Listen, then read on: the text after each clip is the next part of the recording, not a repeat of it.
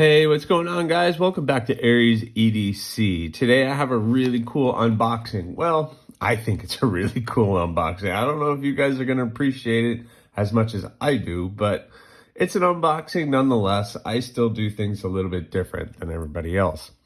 If you do want to see a specific knife, or you have a knife in your collection that you think I would enjoy, or you think it would be interesting for me to look at, let me know. Reach out. Reach out to me on Instagram at AriesEDC or at AriesEDC, or you can reach out to me on email, ariesedc@gmail.com, if you think something might be interesting and you want me to take a look at. I would love to take a look at what you might have. So I have 3 packages here, and we're going to start with this one. I already know what this is just based on the package. I know most of you won't find this very exciting, but for me, it's awesome just because of what I do, and it makes my life a little easier. Today I'm going to use my Cold Steel Tough Light to open this up. I could just dig into it. I'm not going to worry about hurting anything, because what I have are just some more belts. You can't do anything without the belts. The belts are super important for me and what I do. But I have some really cool belts, and I'll share that here in a second. But I have some 36, some 120, some 220 grit belts, and some 400 grit belts, all that help me shape and get what I need done with the knives. But I also have, and these are just, okay, so like this is a 400 grit regular aluminum oxide belt. And that's what normally it is. They're rigid. By the way, I get all my belts Combat Abrasives. Check them out. They have all kinds of really great products. They do some really good work. So, all right, that's all that's in that package. But you see this belt is kind of stiff, and but it gets everything done that needs to get done. But then I have these belts that I was turned on to, and they're called J-Flex belts. And let me pull one out. This one is 120 grit, but you see they're not as stiff. They're very fluid. And the reason for that is when you're making the knives, I can actually bend and twist this on the grinder, and it helps me get the contours of some of the blades. So especially my skeletonized models, I use these a lot to help shape the outside of the skeletonized models, which I'm working on right now. So this is gonna be very, very helpful. So I have these, and it helps me get into, let's see, what do I have here? So like, let's pull out the naked column for a second. Getting into like these areas is very helpful when the belt can contour to that space. So let me pull one out. So I could actually, on this grinder, get in here, and it kind of bends and twists to that contour. Especially something like this, I'm able to get into there and make a nice smooth grind on that by using those belts. So they're very, very helpful, very good for me to be able to use. And as a knife maker, you got to have your abrasives, and that makes a huge, huge difference. So those were the belts. Let's do the big package next. What do you guys say? So this is a package from Knife Maker Material Supply, and they have some awesome stuff. I'll just cut that straight down the middle because I know they keep everything nicely packaged. So let's make sure there's nothing. All right. I see something really cool at the top. Do you guys see that at the top? You see it? Do you see it at the top? All right, so like I said, Maker Material Supply. I've actually highlighted them on the show before because they really do some awesome stuff for really great prices. What I ended up getting from them is just some materials for some upcoming projects or future projects that I think I might have. And I'm really excited about seeing what some of this stuff looks like, because one of them, especially that one right there on top, yep, I've never worked with this before, and I'm really excited about doing it. So, boom, oh yeah, you see it. That's right, you do see it, don't you? So this is some really cool stuff. All right, they really do a good job of packaging. All right, so I needed some more black pin stock. So this is a black G10 rod. So I have that.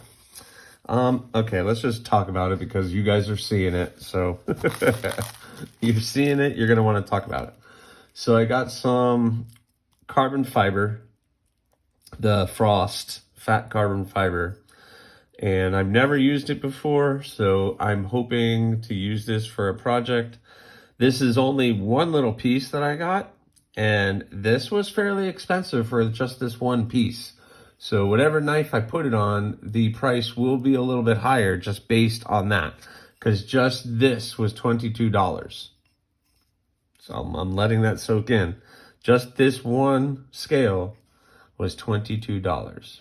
So if it was a big knife, I would have needed to buy 2 of them. But luckily I make small knives, and this will be able to make 2 knives for me. But anyway, nonetheless, this was pretty expensive for me based compared to G10 or the micarta, which I purchased. So anyway, I'm really excited about using it. I really don't have an idea for it yet, but I wanted to try it out. So on a knife very soon, we'll have some fat carbon fiber, the Frost. I'm a sucker for the blue, so here we go. All right, so I was asked to make a project, and I have some of the blue, but I wanted something a little thinner than what I had, so I ended up buying just some blue G10, just been 3/16 thickness instead of 1/4 inch thickness. So I got some blue G10. I got some blue micarta. So this is blue linen micarta. It's going to be kind of hard to see. I hope you guys can see. It almost looks like denim. So that's going to be a fun project. I can't wait to use that because the final product looks very, very nice. I got some linen micarta, but this is 1/8 inch thick.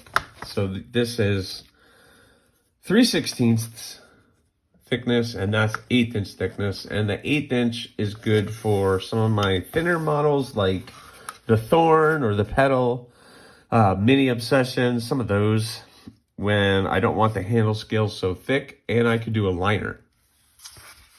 Because when you add that liner, it does thicken the handle, but this will allow me to use a liner and then that will make it nice and thin. So I have some thin of that, and then boom, just some more G10, blue G10. Yeah, I thought it would be a little darker than this, but I guess that is what it is. So nice blue G10. I was kind of hoping to get some G10 dark, like this dark, but it seems like everything is that color. So I have plenty of blue G10 and lots of different sizes. So that's the same size, but it was, okay, well, that's different. But all right, I have a lot of blue G10. Well, my trepidation with this, guys, was I thought this was going to be, one of these was supposed to be darker than the other. And I guess it's a little bit darker. No, it's the exact same thing. It's the exact same thing, right? So anyway, I got a bunch of handle material that I'm really excited about working with, especially this. That's going to be awesome. I can only imagine a rock copper with the fat carbon fiber. That would look pretty cool. Get all this out of the way. All right, last up is this box. This is a package that I've been waiting for to get back for quite some time. And you guys might know what it is. So let's open this guy up, see what we have. So actually, I'm gonna need to open this up. I need to open this because I want to pull this page out. I want to share that with you guys. All right. Boom. All right. What I want is probably right here. Yeah, that's all I want. So what this is, let's get all this out of the way. What this is just one of my knives coming back from Peter's. So if you follow the channel, you kind of recognize what this is, but this is the Puffin. I sent this out a couple weeks ago to get heat treated, or I guess last week sometime to get heat treated, and I'm just getting it back. So the Puffin, really cool design, looks really good. I was a little worried about it because I got it really thin. Normally I don't get it that thin for heat treating, but it looks like everything was fine. Let's see what the final result was, because they tell me what the hardness is, and I can't see it. Final hardness is 61. 60, I think that's a 61. Is that 61? So 61. So 61 hardness on AEB-L stainless.